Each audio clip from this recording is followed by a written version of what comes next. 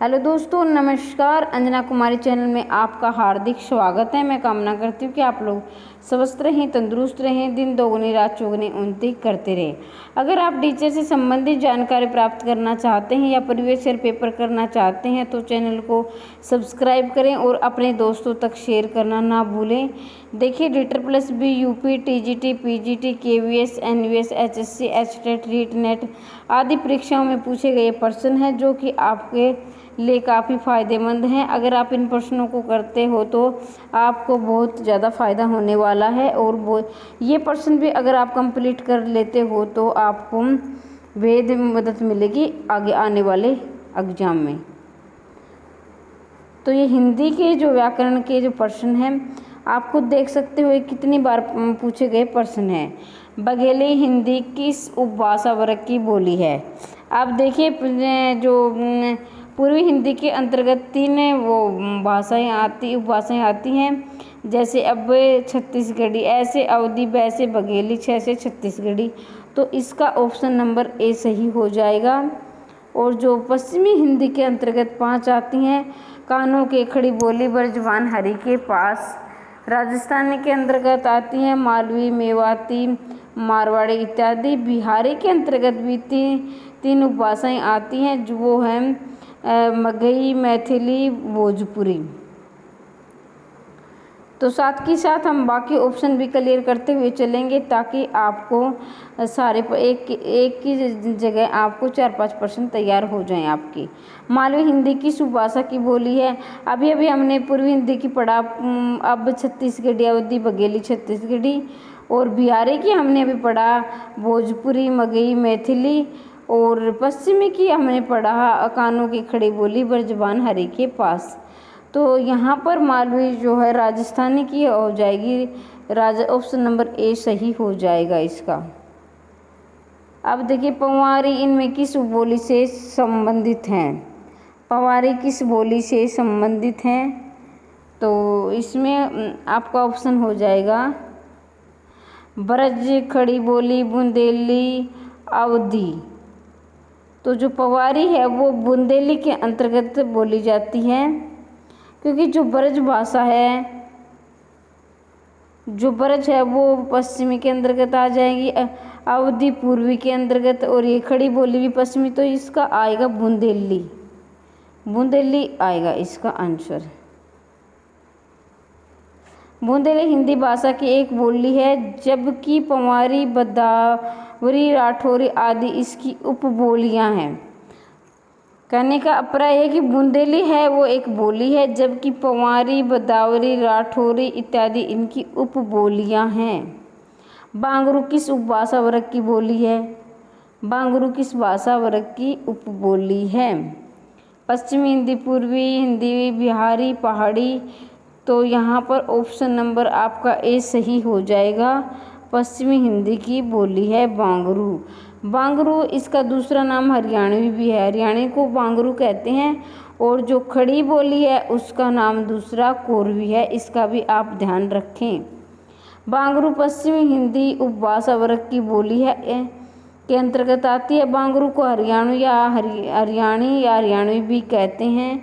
बांगरू शुष्क उच्च भूमि भूभाग की कहानियाँ की बोली का नाम बांगरू पड़ा। कहने का अभिप्राय है कि कई बार ये भी अगर प्रश्न पूछ लिया जाए कि बांगरू नाम कैसे पड़ा इसका, तो इसका नाम इसलिए पड़ा कि शुष्क उच्च भूमि, यानी शुष्क उच्च भूमि भूभाग के कारण इसका बोली का नाम बांगरू पड़ा। इसका विकास शोरसेनी अपभ्रंश से हुआ है। कई बार ये भी पूछ लिया जाता है कि बांगरू बोली का विकास किस अपभ्रंश से हुआ है, तो आप कहेंगे शोरसेनी अपभ्रंश से हुआ है।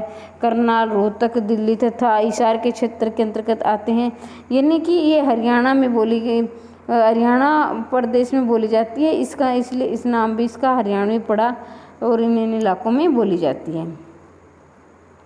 हरियाणवी या बांगरू बोली किस अपभ्रंश से विकसित हुई? हरियाणवी या बांगरू बोली किस अपभ्रंश से उपस्थित हुई? तो इसका पश्चिमोत्तरी शोरसेनी, अर्धमागधी, नागर अपभ्रंश, मागधी। तो इसका आएगा जो हरियाणवी है पश्चिमोत्तर, या पश्चिमोत्तर नहीं आ जाए तो पश्चिमी आ जाए तो भी आप इसका ऑप्शन नंबर ए ही लगाओगे, यानी पश्चिमी पश्चिमी आ जाए तो पश्चिमी का निशान लगाओगे। पश्चिमोत्तर आ जाए, पश्चिमोत्तर का मतलब है कि पश्चिमी और उत्तर के जो अंतर्गत जो एरिया है उसके अंतर्गत बोली जाती है। कर्ता के साथ ने का प्रयोग न होना किस उपभाषा की प्रमुख विशेषता है? कहने का अभिप्राय कि न होना किस भाषा की विशेषता है? पूर्वी हिंदी, पश्चिमी हिंदी, राजस्थानी, पहाड़ी। तो ये हो जाएगी पूर्वी हिंदी। कर्ता के साथ न का, वैसे कर्ता के साथ न का प्रयोग किया जाता है, लेकिन पूर्वी हिंदी ऐसी उपभाषा है जिसके साथ कर्ता का न प्रयोग नहीं किया जाता है। हिंदी खड़ी बोली से अवधि की विभिन्नता मुख्य रूप से व्याकरणात्मक है। इसमें कर्ता कारक के प्रसंग ने का नितांत अभाव है। अन्य पुस्तकों के प्राय दो रूप मिलते हैं, हर्ष और दीर्घ, क्रम, संप्रदान, संबंध, काकीकरण, अपादान और से ते अलग एक कारक 8 प्रकार के होते हैं कि कारकों के जैसे कर्ता ने, कर्म को, करण से, संप्रदान के लिए, अपादान से अलग होना, अधिकरण में, पर इत्यादि। गठन की दृष्टि से हिंदी क्षेत्र की उपभाषाओं को 2 वर्गों पश्चिमी तथा पूर्वी में विभाजित किया जाता है। अवधि पूर्वी के अंतर्गत आती है। पूर्वी की दूसरी उपभाषा छत्तीसगढ़ी है। अवधि को कभी कभी बैसवाड़ी भी कहा जाता है। ध्यान दीजिए, अगर आपसे ये पूछा लिया जाए कि अवधि का दूसरा क्या नाम है, तो आप कहेंगे अवधि का दूसरा नाम बैसवाड़ी है। अभी देखिए हम दूसरे नाम करेंगे, जैसे कि कोरवी का दूसरा नाम, खड़ी बोली का दूसरा नाम क्या होगा? कोरवी।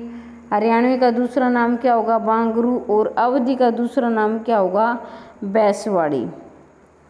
तो साथ ही साथ ये भी आप क्लियर करते हुए चल लें।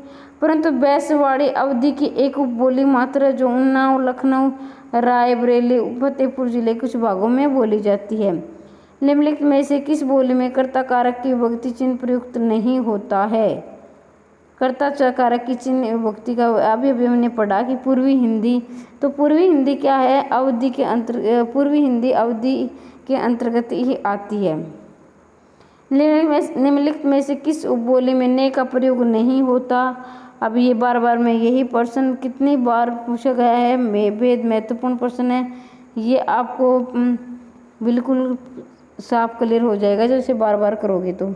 इनमें से किस बोली में ने का प्रयोग नहीं होता है? तो अभी हमने पढ़ा कि इसमें अवधि का में ने का प्रयोग नहीं होता। अवधि पूछ लिया जाए, चाहे बघेली, चाहे छत्तीसगढ़ी, क्योंकि सारी पूर्वी हिंदी के अंतर्गत आती हैं, इस बात का ध्यान रखें।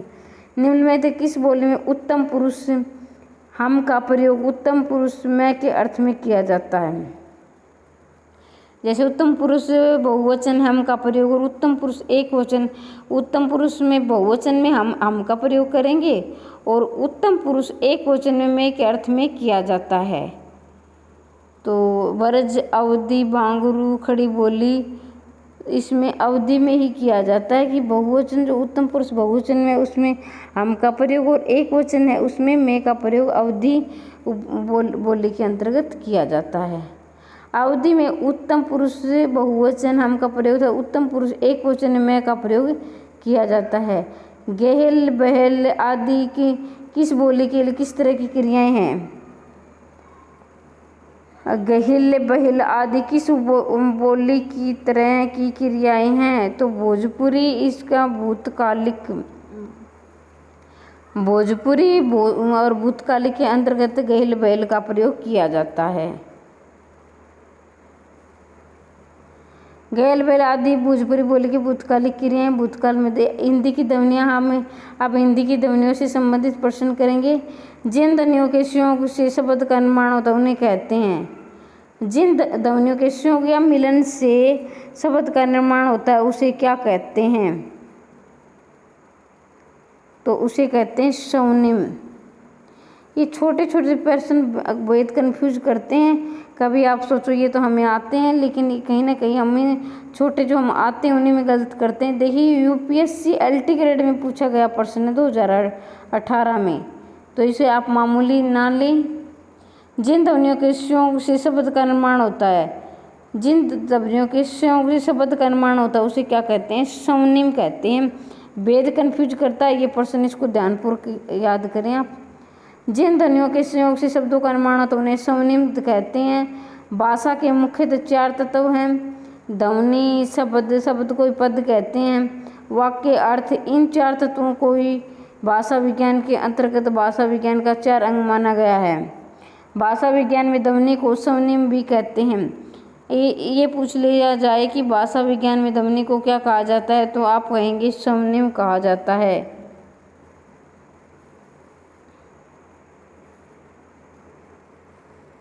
ध्वनि शब्द संस्कृत के स्वन धातु से बना है। ये पूछ लिया जाए कि स्वनिम शब्द किस धातु से बना है, तो संस्कृत के स्वन धातु से बना है, जिसका अर्थ होता है ध्वनि। ध्वनि के 3 पक्ष हैं, उत्पादन, संवहन, ग्रहण। इस तरह ध्वनि के 4 गुण माने गए हैं। ध्वनि के कितने गुण का माने गए? 4 गुण माने गए, मात्रा, स्वर, आघात, वर्ती। स्वनिम के भी 2 भेद माने गए, एक तो माना गया खंड और एक खंडेतर। ऐसी ध्वनियाँ जिन्हें हम स्वतंत्र रूप से उच्चारित कर सकते हैं उन्हें खंड ध्वनियाँ कहते हैं। अब ये पूछ लिया जाए कि स्वतंत्र खंड ध्वनियाँ किसे कहते हैं, तो ऐसी ध्वनियाँ जिनमें स्वतंत्र रूप से उच्चारित किया जाए उन्हें खंड स्वनिम कहते हैं। इसके भी 2 भेद हैं, स्वर और व्यंजन।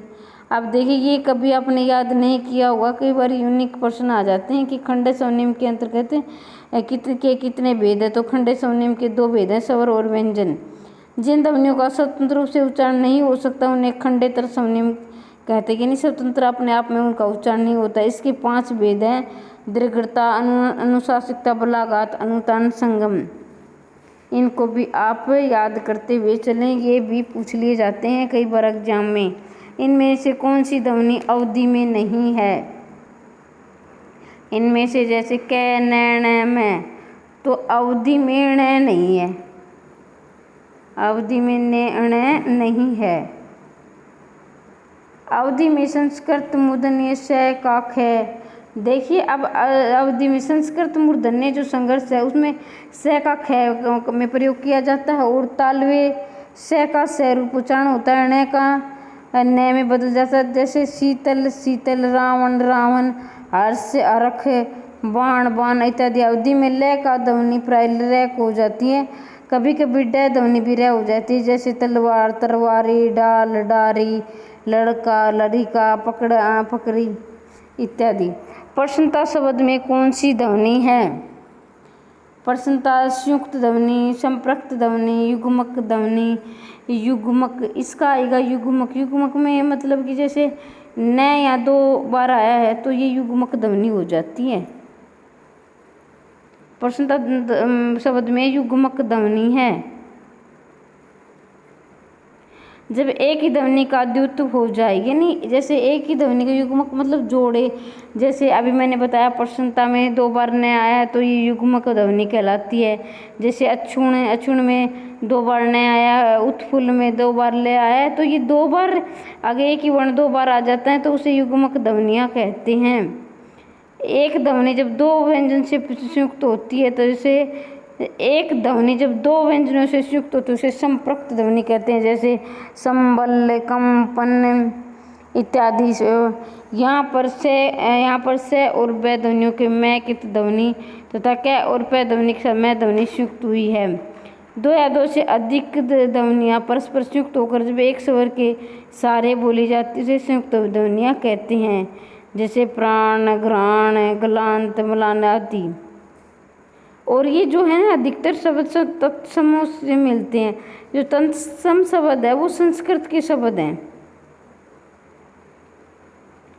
तो आज के लिए इतना ही। इसी प्रकार के और प्रश्न प्राप्त करना चाहते हैं ये, अगर आपको लग रहा है कि ये प्रश्न आपके लिए लाभदायक, आपको कुछ फ़ायदा देने वाले हों, आपको कुछ सहायता मिल रही हो, तो चैनल को सब्सक्राइब करें और कमेंट करके अवश्य बताएं कि आपको ये प्रश्न कैसे लगे, और अपने दोस्तों तक अवश्य करें, शेयर करें।